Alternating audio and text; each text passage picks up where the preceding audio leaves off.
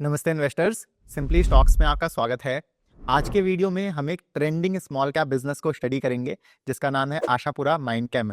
आशापुरा माइंडकेम पिछले 6 महीनों से काफ़ी अच्छा परफॉर्म करता आया है और इस बिजनेस में कई इंटरेस्टिंग चीज़ें हो रही हैं। इसलिए आज हम इस पर एक अलग से डेडिकेटेड वीडियो लेकर आए हैं जिसमें हम आशापुरा के बिजनेस मॉडल को अच्छे से समझेंगे। इस बिजनेस में मेन ट्रिगर्स क्या हैं उनको स्टडी करेंगे, साथ के साथ कंपनी के ग्रोथ प्लान्स कैसे हैं और अगर किन्हीं इन्वेस्टर्स की इस बिजनेस में रुचि आ रही है तो उनको किन रिस्क्स का ध्यान रखना है इस पर भी हम चर्चा करेंगे। पर हाँ, एज अ स्टैंडर्ड डिस्क्लेमर, ये वीडियो किसी भी तरह से आशापुरा पर बाय सेल रिकमेंडेशन बिल्कुल भी नहीं है।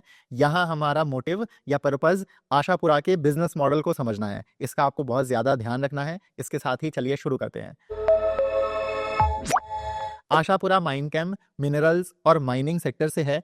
ये कंपनी भारत में बेंटोनाइट, केओलिन और ब्लीचिंग क्ले जैसे मिनरल्स की माइनिंग और प्रोसेसिंग करती आई है।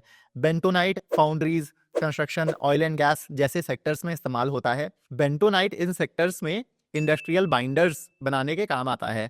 ऐसे ही केओलिन क्ले का इस्तेमाल ग्लास, रबर, टायर्स वगैरह में रहता है और ब्लीचिंग क्ले एडिबल ऑयल्स को रिफाइन करने में यूज की जाती है ताकि उनमें से इम्प्योरिटीज या गंदी चीजें हटाई जा सकें। कंपनी ये प्रोडक्ट्स बनाकर दुनिया के 70 से ज्यादा देशों में एक्सपोर्ट करती है।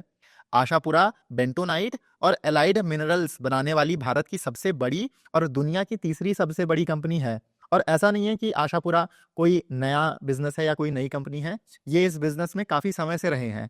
पर ये बिजनेस फोकस में ना अपने गिनी ऑपरेशंस की वजह से आया है। आशापुरा माइनकेम की गिनी में 2 बॉक्साइट माइंस हैं और एक तीसरी आयरन ओर की माइन अभी अंडर डेवलपमेंट है जो थोड़े समय में चालू होने वाली है।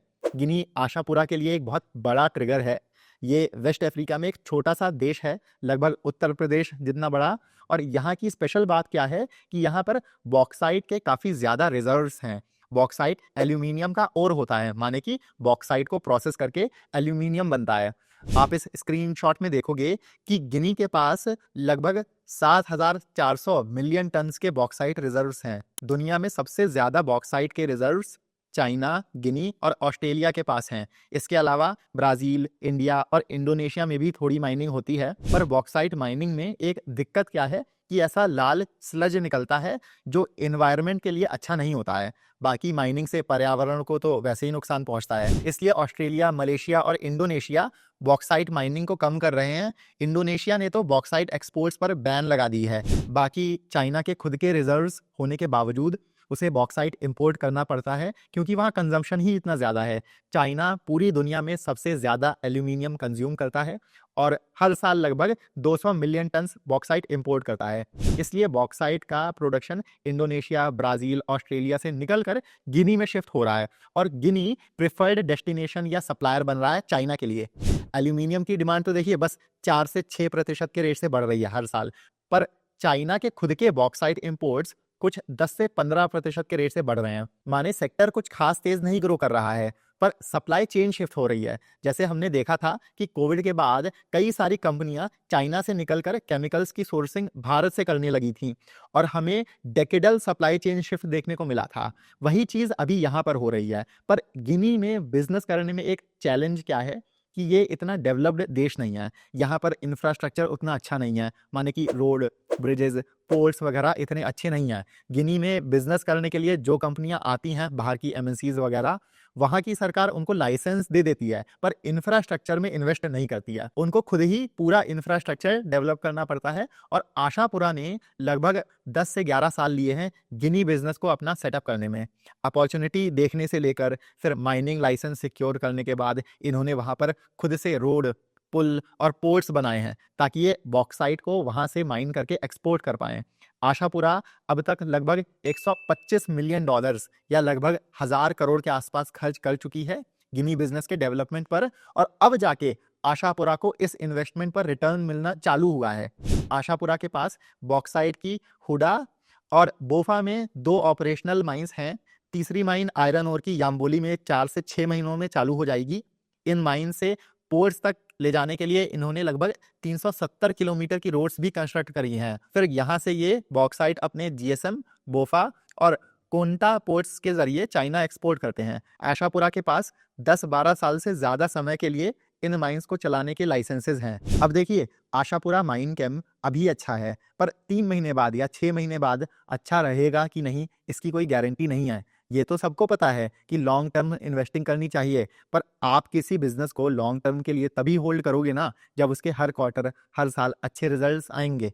वरना कहने को लॉन्ग टर्म इन्वेस्टर्स तो यस बैंक और वोडाफोन आइडिया के भी रहे हैं। इसलिए मार्केट के सारे नहीं, कम से कम आपको अपने पोर्टफोलियो बिजनेसेस को तो ट्रैक करते रहना पड़ेगा कि आपने जिस ट्रिगर या वजह से उसमें निवेश किया है वो प्ले आउट हो भी रहा है कि नहीं। और खासकर अगर आप एक स्मॉल कैप इन्वेस्टर हो तो आप बिल्कुल भी अपने पोर्टफोलियो को लेकर कैजुअल नहीं हो सकते हो। वहाँ चीज़ें बहुत स्पीड से बदलती हैं। पर दिक्कत क्या आती है रिटेल इन्वेस्टर्स के साथ कि उन्हें पता ही नहीं है कि कब किस कंपनी के रिजल्ट्स आ रहे हैं, किस बिजनेस में क्या चल रहा है, और वो इतने सारे बिजनेसेस को ट्रैक करे तो करे कैसे, उनके रिजल्ट्स को स्टडी कैसे करें। इसलिए हमने सीरियस इन्वेस्टर्स के लिए एक पर्सनल व्हाट्सएप कम्युनिटी बनाई है, जहां हम 150 से ज़्यादा अच्छे अच्छे बिजनेसेस को आपके लिए क्लोजली ट्रैक करते हैं। उनके business model, valuation, risk factors, कैसे रिजल्ट्स आ रहे हैं, सब पर डिटेल में डिस्कशन होता है। इसके अलावा हम समय समय पर अलग अलग सेक्टर्स पर वेबिनार्स और वर्कशॉप्स भी करते हैं, जो कम्युनिटी मेंबर्स के लिए एकदम फ्री होती हैं। यहाँ हम अपना पोर्टफोलियो भी शेयर करते हैं और वन ऑन वन आपके सारे डाउट्स भी क्लियर करते हैं। हाँ, लेकिन हम किसी भी कंपनी पर बाय सेल कॉल्स नहीं देते हैं, हम सेबी रजिस्टर्ड नहीं है। और याद रहे, ये एक पेड कम्युनिटी है और इसमें 2 प्लान्स हैं, 6,000 रुपए का 6 महीने के लिए और 10,000 रुपए का साल भर के लिए। 6 महीने वाले प्लान में आपका महीने का रेट 1,000 रुपए पड़ेगा और साल भर वाले में आपको मंथली रेट बस 850 रुपए पड़ेगा। तो अगर आप इस कम्युनिटी को ज्वाइन करने में इंटरेस्टेड हैं, आप इस नंबर पर व्हाट्सएप कर दीजिए, वरना आप नीचे दिए हुए लिंक से भी हमें कॉन्टैक्ट करके ये कम्युनिटी ज्वाइन कर सकते हैं। अब वापस से अपने डिस्कशन पर आते हैं। तो अब हम आशापुरा की परफॉर्मेंस पर नज़र डाल लेते हैं। इनकी बॉक्साइट माइंस हाल ही में चालू हुई हैं और ये धीरे धीरे अपना प्रोडक्शन और एक्सपोर्ट बढ़ा रहे हैं। आप देखोगे कि Q1 में, माने कि अप्रैल, मई और जून के महीनों में इन्होंने लगभग 2 मिलियन टन्स का बॉक्साइट एक्सपोर्ट किया था, और Q2 में, माने कि जुलाई, अगस्त और सितंबर के महीनों में इनका एक्सपोर्ट कम होकर 1.33 मिलियन टन्स हो गया था। गिनी इक्वेटर के पास पड़ता है और यहाँ पर ना 4 से 5 महीनों का लंबा मानसून पीरियड रहता है, इसलिए Q2 से माइनिंग कम हो जाती है बारिश की वजह से। साथ के साथ अब बॉक्साइट क्योंकि बल्की मटेरियल है, अगर गीला हो जाता है तो उसको ट्रांसपोर्ट करने में और दिक्कत आती है। एक तो खर्चा बढ़ जाता है और गीला बॉक्साइट सस्ता भी बिकता है, इसलिए Q2 और Q3 आशापुरा के लिए कमजोर क्वार्टर्स रहेंगे और Q4 और Q1 सबसे अच्छे। मोटा माटम हम ये कह के चल सकते हैं कि अभी कंपनी 2 मेट्रिक टन्स पर क्वार्टर या 8 मेट्रिक टन्स पर ईयर के एक्सपोर्ट रेट पर चल रही है, और इनका टारगेट है कि FY28 तक, मतलब अगले से अगले साल 15 मेट्रिक टन्स बॉक्साइट एक्सपोर्ट कर रहे हों, जो कि आपकी बहुत अच्छी 40% CAGR के आसपास ग्रोथ बनती है। इसके अलावा इनका आयरन ओर बिजनेस, जो अभी अंडर डेवलपमेंट है, वो 2 से 3 क्वार्टर्स में अच्छे से चालू हो जाएगा और आगे चल के वो भी प्रॉफिट में कंट्रीब्यूशन बढ़ा रहा होगा। बाकी कंपनी प्रोडक्शन और एक्सपोर्ट बढ़ाने पर तो काम कर ही रही है एक साइड पर, इसके अलावा ये अपने पोर्ट्स की हैंडलिंग कैपेसिटी भी बढ़ा रहे हैं। इनके पास अभी 16 मिलियन टन्स माल एक्सपोर्ट करने की कैपेसिटी है और इसको बढ़ाकर ये 27 मिलियन मेट्रिक टन्स कर लेंगे 4 से 6 महीनों में। अब पिछले साल क्योंकि ये बॉक्साइट बिजनेस नहीं था, पर इस साल है, इस वजह से आप देखोगे सेल्स ग्रोथ बहुत अच्छी आई है। अप्रैल से सितंबर के 6 महीनों में सेल्स पिछले साल से 75% बढ़ी हैं। एबिटा में 105% की ग्रोथ देखने को मिली है, या एबिटा कहने को लगभग डबल हो गया है। ऐसे ही प्रॉफिट बिफोर टैक्स में 112% की ग्रोथ देखने को मिली है। तो ओवरऑल ये काफ़ी अच्छे नंबर्स हैं आशापुरा के लिए।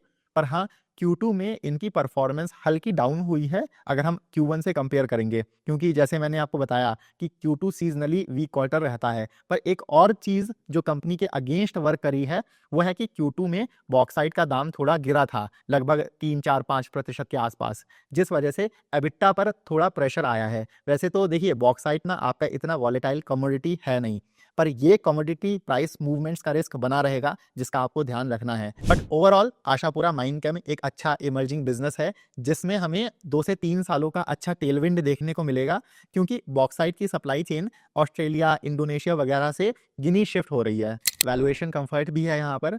अभी इतना रैली करने के बावजूद ये बिजनेस आपको 20 के पी पर ट्रेड करता मिलेगा। पर मेरी समझ से यहाँ पर अपॉर्चुनिटी अर्निंग्स ग्रोथ तक लिमिटेड रहेगी। पी एक्सपेंशन हो जाए तो अच्छा है, पर मुझे थोड़ा स्कोप कम लग रहा है। और इसका कारण है कि जो फॉरेन बिजनेसेस होते हैं, जिनका भारत के बाहर से ज़्यादा बिजनेस आता है, खासकर अफ्रीका वगैरह, उन बिजनेसेस को ज़्यादा प्रीमियम पी नहीं मिलता है। इनमें हमेशा जियोपॉलिटिकल, पॉलिटिकल और करेंसी रिस्क बना रहता है। करेंसी रिस्क हमें 1 डेढ़ साल पहले ना यूनी हेल्थ में भी देखने को मिला था। यूनी हेल्थ का नाइजीरिया में बिजनेस हुआ करता था, पर नाइजीरिया की करेंसी का डिवैल्यूएशन हुआ तो वो पूरा का पूरा बिजनेस या डिवीजन चौपट हो गया। इसलिए जो भी आपके पोर्टफोलियो बिजनेसेस हैं जो किसी अन्य देश में ऑपरेट करते हैं, वहाँ की आपको जियोपॉलिटिकल, पॉलिटिकल और इकोनॉमिक सिचुएशन को ट्रैक करते रहना पड़ेगा। इसके अलावा एक और रिस्क आशापुरा में क्या है कि इनका पूरा बॉक्साइट बिजनेस चाइनीज कंपनी से आता है, जिनको ये बॉक्साइट सप्लाई करते हैं। ये अपने माइंस में भी चाइना रेल के साथ अभी काम कर रहे हैं ताकि वहां पर एफिशिएंसीज बढ़ा सकें। अब वैसे तो भारत की कई सारी सप्लाई चेन्स खुद चाइना पर डिपेंडेंट हैं, पर अगर चाइना रिलेटेड कुछ भी जियोपॉलिटिकल रिस्क बनता है तो उसका आशापुरा के बिजनेस पर भी फर्क देखने को मिल सकता है। और तीसरा और आखिरी रिस्क जिस पर मैं सबसे ज्यादा एम्फेसाइज करूंगा कि ये आपका पूरा का पूरा कमोडिटी बिजनेस है। बॉक्साइट माइनिंग ना एक बहुत छोटा कॉस्ट है। एक्चुअल में जो ज्यादातर खर्चा है आशापुरा में वो फ्राइट, लॉजिस्टिक्स या ट्रांसपोर्टेशन का है। पहले आशापुरा को अपनी माइन से पोर्ट तक बॉक्साइट ट्रांसपोर्ट करना पड़ता है और फिर पोर्ट से शिप के जरिए वो चाइना पहुंचता है। ऐसे में अगर बॉक्साइट प्राइसेस ज्यादा ऊपर नीचे जाते हैं या शिपिंग फ्रेट का दाम ऊपर नीचे जाता है तो आशापुरा में मार्जिन प्रेशर देखने को मिलेगा। इसलिए गिनी के पॉलिटिकल और इकोनॉमिक सिनेरियो के साथ साथ आपको बॉक्साइट रेट्स और शिपिंग फ्रेट रेट्स को भी ट्रैक करते रहना पड़ेगा। पर हाँ, ओवरऑल ये अभी अच्छा बिजनेस है, 20 के पी पर ट्रेड कर रहा है, ग्रोथ अच्छी है, तो इसे आप खुद से एक बारी स्टडी कर सकते हैं। बाकी अगर आपको ये वीडियो पसंद आया है तो आप इसे लाइक करके हमारे चैनल को सब्सक्राइब ज़रूर करिएगा। आप हमें अपने लाइक्स और इस चैनल को सब्सक्राइब करके सपोर्ट करोगे तो हम आपके लिए ऐसे और अच्छे अच्छे एनालिसिस हर हफ्ते ला पाएंगे। मिलते हैं हम आपसे अगले वीडियो में। Happy investing.